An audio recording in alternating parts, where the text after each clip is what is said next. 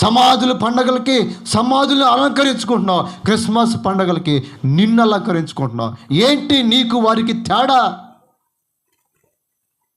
ప్రభు అంటాడు కదా, అయ్యో మీరు సున్నమ కొట్టిన సమాధుల వలె పోలి ఉన్నారు. పైకి అందంగా రమ్యంగా కనబడుతున్నారు, కానీ లోపల మీరు దాచుకున్నారు విగ్రహాలను. లోపల మీరు కుళ్ళు కుతంత్రాలతో ఇదిగో లోక సంబంధమైన వాటిని దాచుకొని ఉన్నారు.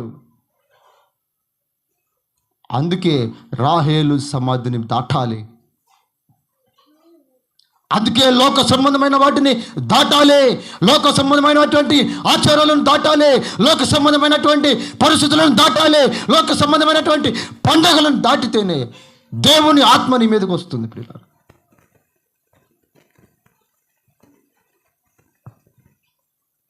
విగ్రహారాధన ఒకటైతే